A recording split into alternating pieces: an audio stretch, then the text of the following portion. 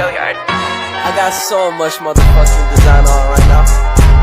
Break it down, bring it back, make it clap. I got 3 old thoughts, new guap, wear that thing. Bitches on my line, and you know. Assalamualaikum warahmatullahi wabarakatuh. Yang terhormat Bapak Didik, selaku dosen pengampu mata kuliah studi kelayakan bisnis. Ini saya dan teman-teman saya akan bacakan hasil diskusi kita untuk mengerjakan tugas studi kelayakan usaha kedai kopi Kane. Nah, untuk anggota kelompok 2-nya sendiri, diantaranya itu ada Alia Rahma, ada Elisa Damayanti, ada Ilyas Sumawijaya, ada Lia Indriani, ada Muhammad Dandi, dan ada Rizky Putriani. Langsung saja Pak ke pembahasannya. Untuk aspek umum yang akan dibacakan oleh teman saya, untuk Elisa Damayanti. Setelah itu saya persilahkan.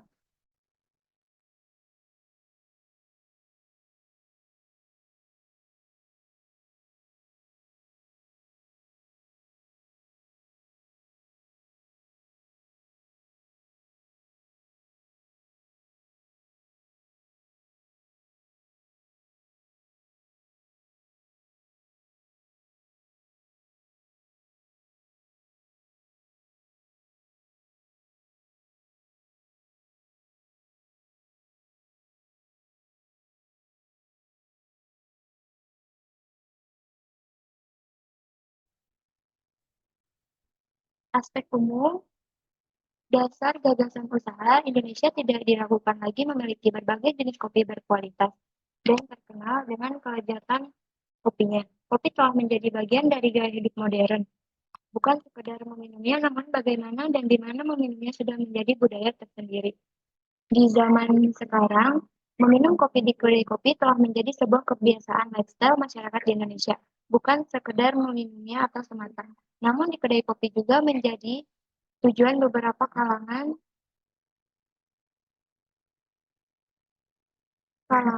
dan untuk melakukan suatu kegiatan tertentu seperti tempat nongkrong atau belajar kelompok bagi kalangan mahasiswa. Dan segmen pasarnya itu, prospek pasarnya itu berdasarkan demografi dilihat dari jenis kelamin laki-laki dan perempuan, usianya 15 sampai lanjut usia, dan pendapatan konsumen. Kedai kopi Kane ini menargetkan konsumennya utama untuk kalangan remaja sampai lansia. Kedai ini diunggulkan dari segi rasa, juga kekeluargaan dan kehangatan terhadap konsumen. Di kedai ini, konsumen akan dilayani dengan sepenuh hati, sehingga terjalin suasana feel like home, and tentunya dengan tetap mengedepankan kepuasan konsumen. Dan manfaat ekonominya, berdasarkan data yang telah didapatkan, menunjukkan bahwa produk kopi yang semakin digandrungi oleh berbagai macam kalangan dan bahkan sudah menjadi gaya hidup, khususnya di kawasan Kabupaten Kuningan, maka dapat disimpulkan bahwa bisnis kedai kopi ini merupakan salah satu usaha potensial yang menguntungkan saat ini. Dan manfaat sosialnya, dengan adanya kedai kopi Kane ini membantu para pedagang lain, maksudnya pedagang di sekitar kedai, menjadi lebih ramai. Daftar hidup pengolahannya, nama Ilyas Sumawijaya, dan tempat tanggal lahir Kuningan 3 Mei 2001, dan agama Islam, alamat rumah Desa Garawangi, Kecamatan Garawangi, Kabupaten Kuningan. Alamat usahanya juga di Desa Garawangi. Pendidikan terakhir SMA, pelatihannya pelatihan barista, pengalaman 2 tahun. Keterampilannya membuat kopi, manual brand, memberikan servis pelayanan, serta bakat hobinya olahraga, kegiatan sosialnya Karang Taruna. Selanjutnya, aspek pemasaran akan dibacakan oleh rekan saya.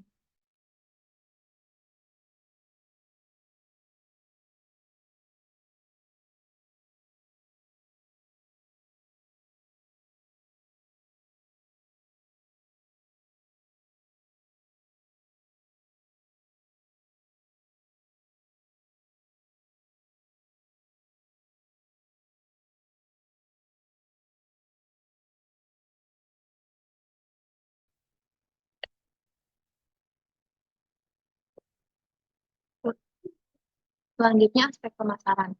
Yang pertama, gambaran umum pasar. Yang pertama, jenis produk yang dipasarkan yaitu minuman kopi dan snack. Yang kedua, wilayah pemasaran mencakup daerah Kecamatan Garawangi, Kabupaten Kuningan. Yang kedua, permintaan. Jumlah permintaan terhadap produk. Yang pertama, sasaran pembeli konsumen, yaitu remaja usia produktif dan lansia. Jumlah konsumen sebanyak 207.244 orang. Yang ketiga, jumlah kebutuhan per bulan 544.880. Yang terakhir, total kebutuhan per tahun sebesar 6.538.560.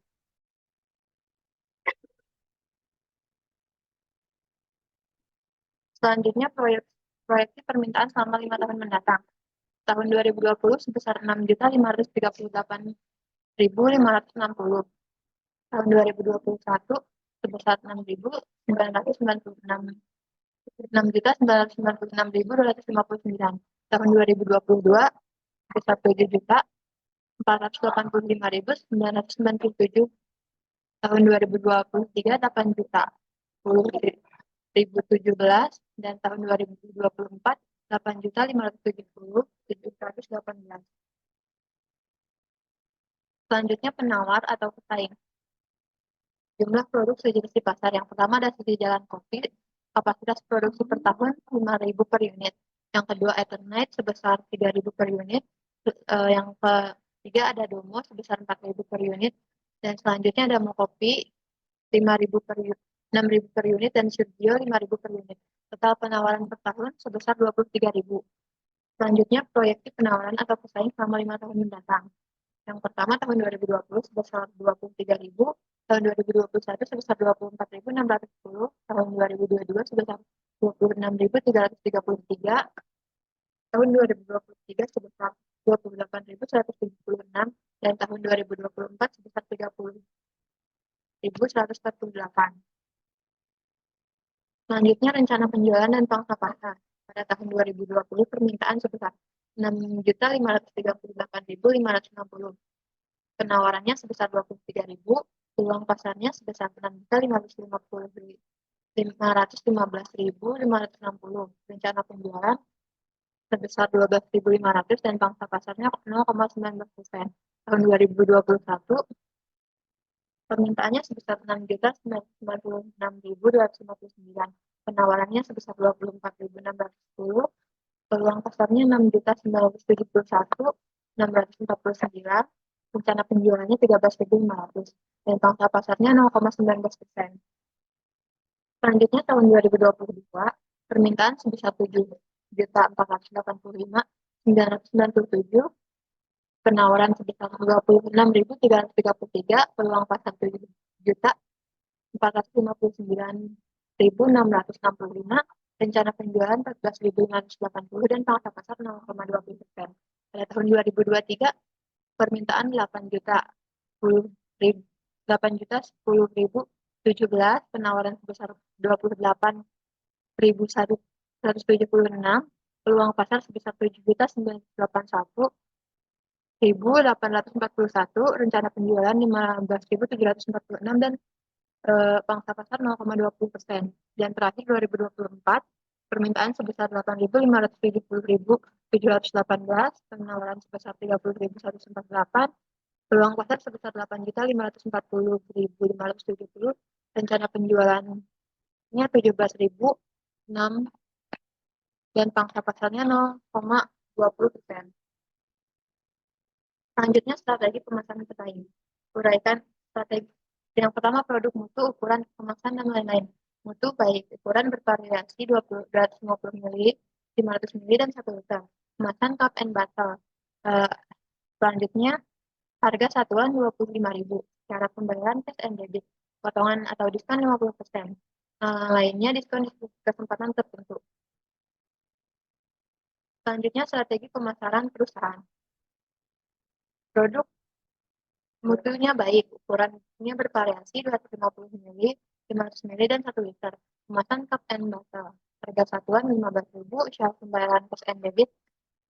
Potongan diskon 25%, diskon tertentu. Selanjutnya, analisis pesaing. Kita menjual dengan harga 15.000, sejalan kopi dengan harga 25.000, diskon diskon produk kita sebesar 0,25% dan sejalan kopi 0,5.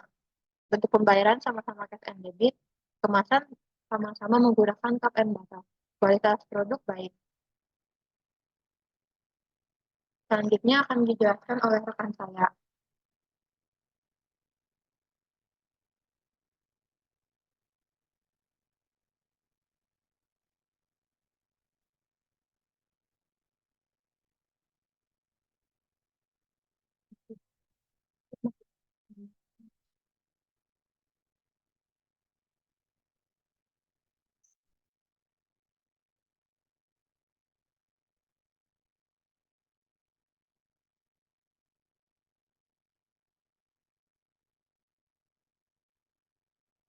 Selanjutnya aspek produksi. Yang pertama produk, ciri-ciri produk, tekstur kopi dibagi 3 tergantung kebutuhan. Di antaranya giling kasar biasanya diperuntukkan untuk kopi tubruk, giling sedang untuk kopi yang dicampur dengan bahan lainnya seperti susu, giling halus biasanya digunakan untuk kopi tanpa campuran seperti espresso. Penggunaan utama produk dapat meningkatkan mood dan memuaskan konsumen yang menikmati kopi dan bersantai. Gitu.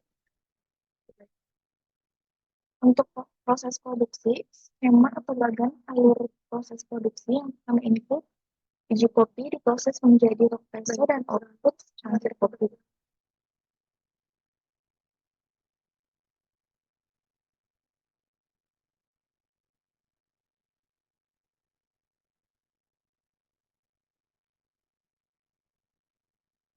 Untuk kapasitas produksi, pada tahun 2020 rencana produksi 12.500 unit, 2021 13.500, 2022 14.580, 2023 15.746, dan pada tahun 2024 17.006. Untuk tanah tidak membeli tanah tetapi menyewa bangunan, sewa per tahunnya 10 juta. Utilitas atau sarana, pemasangan instalasi listrik sebesar 1 juta. Untuk pemasangan instalasi air pump dan telepon sudah termasuk di biaya sewa bangunan. Selanjutnya mesin dan peralatan. Nama mesin rock presso merek Rock, jumlahnya 1, harganya 3.500.000 dan total 3.500.000. Mesin grinder jumlahnya 1, harga 1.750.000, totalnya 1.750.000. Untuk cup stiller jumlahnya 1, harga 850.000 dan totalnya 850.000. Untuk kompor merek Rinnai jumlahnya 1, harganya 350.000 dan total 350.000. Untuk peralatan jumlahnya 1, harga 7 juta dan totalnya 7 juta. Untuk kulkas merek Hitachi jumlahnya 1, harga 4 juta dan total 4 juta. Untuk total keseluruhannya 17.450.000. Untuk kendaraan menggunakan kendaraan pribadi dengan sewa per tahunnya 3.500.000, termasuk bensin selama 1 tahun. Untuk bahan baku dan bahan pembantu, yaitu ada house blend, kopi semua varian, fungsinya untuk kopi. Jumlahnya 1, harganya 30 juta, total 30 juta. Yang kedua, flash milk atau SKM, perlengkapan kopi, jumlahnya 1, harganya 3 juta dan total 3 juta. Untuk whipped cream dan creamer, untuk perlengkapan kopi, jumlahnya 2, harganya 1 juta dan total 2 juta. Dan selanjutnya gula pasir sebagai pemanis, jumlahnya 2, harganya 700.000 dan total 1.400.000. Untuk cup and bottle wadah kopi, jumlahnya 1.000, harganya 1.750 dan totalnya 1.750. Untuk bahan baku lainnya atau berfungsi sebagai bahan tambahan, jumlahnya 1, harganya 5 juta dan totalnya 5 juta. Untuk total keseluruhan sebesar 43.150.000. Persyaratan pembelian bahan baku, kualitas bahan baku harus yang terbaik, terutama untuk biji kopi. Ketersediaan dan kesinambungan bahan baku. Ketersediaan bahan baku tergantung seberapa cepat bahan baku tersebut digunakan. Contoh seperti susu, jika kopi yang mengandung susu laku keras, maka susu pun akan cepat habis. Sedangkan untuk kesinambungan bahan baku, jika bahan baku tersebut masih tersedia banyak dan belum memasuki masa kadaluarsa, maka akan terus. Untuk tenaga kerja langsung, tidak ada sistem borongan atau subkontrak. Untuk biaya umum pabrik, biaya untuk menunjang kegiatan produksi, eh, untuk listrik, air, dan lain-lain sebesar 1.800.000 dan pembenahan bangunan seperti cat atau penambal yang bocor totalnya 300.000 dan total keseluruhan menjadi 2.100.000. Untuk limbah, yang pertama kualitas limbah dan cara pembuangannya. Limbah yang dihasilkan kedai kopi kami hanyalah limbah rumah tangga dengan volume yang terbilang sedikit dan masih bisa diatasi sehingga tidak terjadi pencemaran yang merusak lingkungan sekitar. Untuk biaya pengendalian limbah per tahun yaitu 240.000. Selanjutnya akan dibacakan.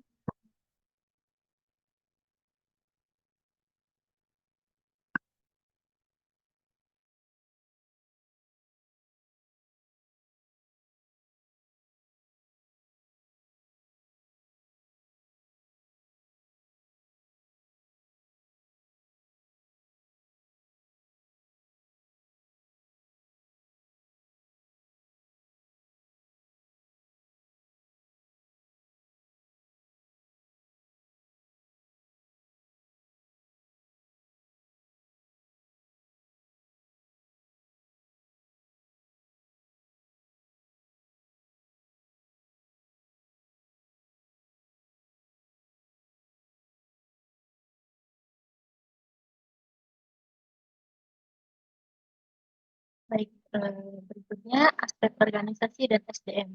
Untuk umum, nama perusahaan Kedai Kopi Kane, nama pemilik atau pemimpin Yohanes Wardana, alamat kantor dan tempat usaha di Desa Garawangi, Kecamatan Garawangi, Kabupaten Kuningan. Untuk tahun berdiri pada tahun 2019. Bagian struktur atau struktur organisasi. Ownernya itu ada Yohanes, Elias dan Faris, manajer Yohanes, barista Rafli dan Faris, waiters atau helper ada Ilyas. Uraian jabatan. Untuk manajer bertugas untuk pengendali dan membuat keputusan tertinggi yang menyangkut kelangsungan hidup perusahaan. Jumlah 1 orang, gaji per bulan Rp700.000, per tahun 8.400.000. Untuk staf bertugas untuk bertanggung jawab terhadap transaksi keuangan sehari-hari.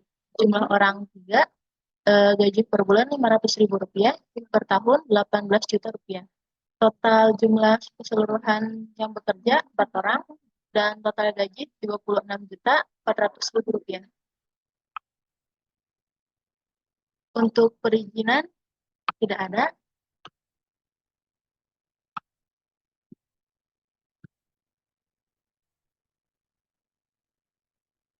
Untuk kegiatan praoperasi dan jadwal pelaksanaan. Jenis kegiatan peroperasi. Yang pertama ada survei pasar, biaya operasi Rp250.000. Menyusun rencana usaha tidak ada, mengurus perizinan tidak ada, survei tempat usaha tidak ada, survei mesin atau peralatan tidak ada, instalasi listrik, air, dan telepon senilai Rp1.500.000, mencari tenaga kerja tidak ada, uji coba produksi tidak ada, operasional sebesar Rp500.000. Total biaya praoperasional Rp2.250.000. Untuk inventaris kantor tidak ada. Kemudian untuk perlengkapan kantor, alat-alat tulis total Rp20.000. Yang kedua buku, faktur, order, surat, dan amplop senilai Rp50.000 dengan total keseluruhan Rp70.000. Demikian untuk bagian sumber daya manusia. Yang selanjutnya akan dilanjutkan oleh rekan saya.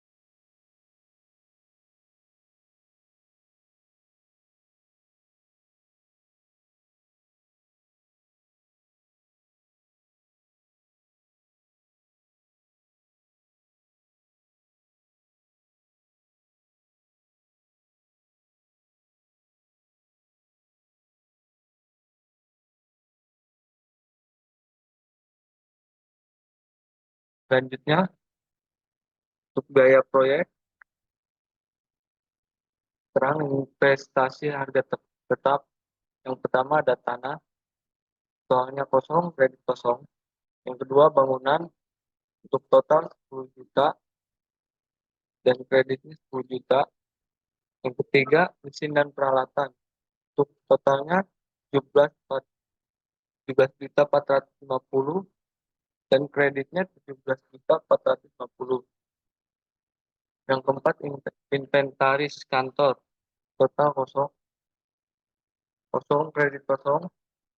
Yang kelima kendaraan, totalnya 3.500 dan kredit 3.500. Untuk kendaraan totalnya kosong, kredit kosong. Yang keenam lain-lainnya. Total harga harta tetap totalnya 30.900.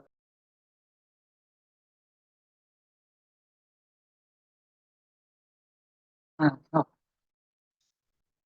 untuk biaya proyek, keterangan A investasi harta tetap.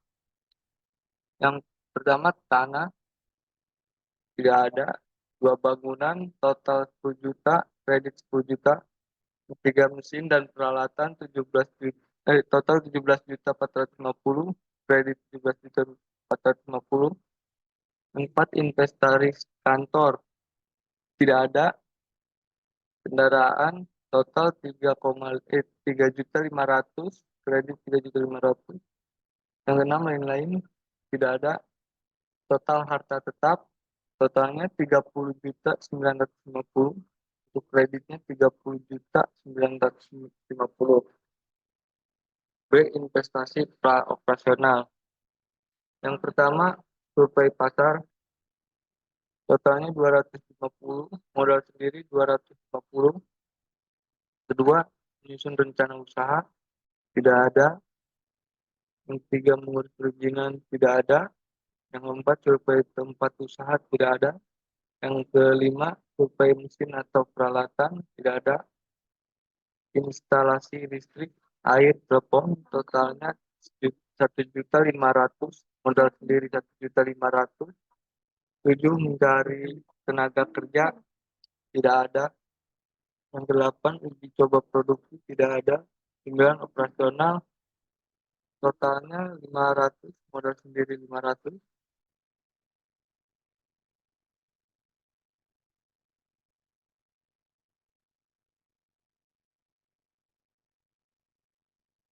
Total praoperasi totalnya 33 juta 200, modal sendiri 2 juta 250, kredit 30 juta 950.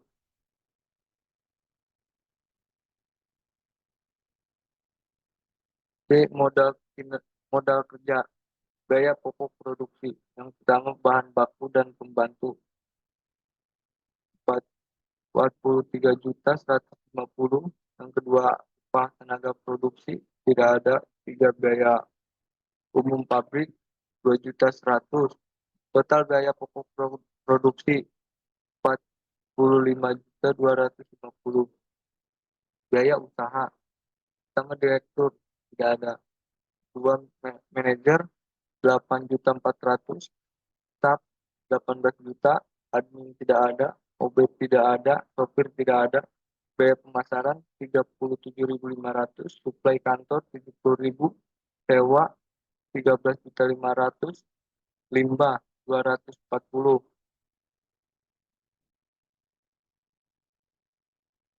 Total biaya usaha 40.247.500. Total biaya operasi per 5 bulan 85.497.500. Modal kerja 1/5 kali biaya operasi totalnya 17 juta 999.500. Modal sendiri 450. Kredit 16 juta 649.500.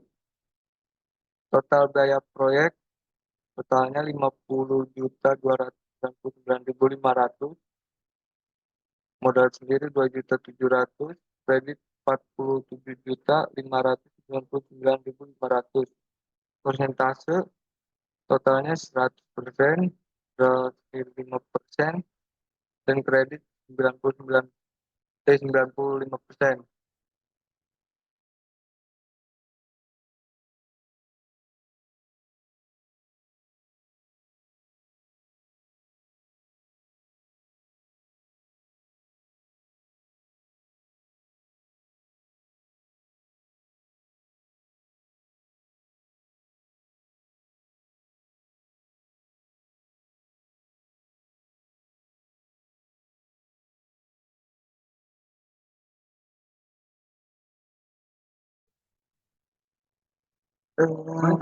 Selanjutnya akan diteruskan oleh saya, yaitu tentang rugi laba.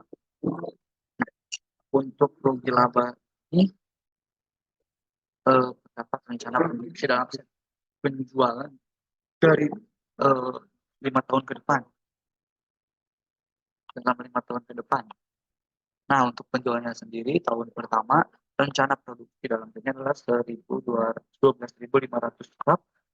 Tahun kedua, itu mulai pertumbuhannya 7%. Kemudian penjualannya diperkirakan untuk tahun pertama mendapatkan 1.875.000.000, 2.062.500.000.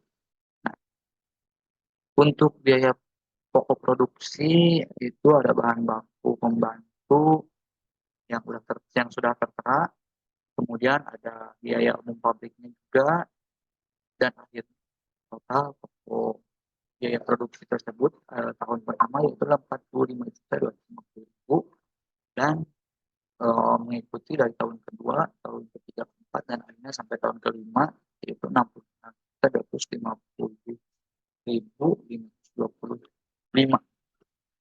Untuk laba kotornya sendiri ada kemungkinan 1.829.350 tahun satu kedua, dan untuk laba kotor ini adalah jika penjualan dari tiap tahunnya itu konsisten. Tapi kan biasanya penjualan kabupaten tidak selamanya konsisten. Untuk biaya usaha sendiri dapat gaji manajer, itu kebetulan karena masih kecil, dalam tahun pertama gaji manajer adalah 8.400.000 dan gaji staffnya itu 18 juta. Oke.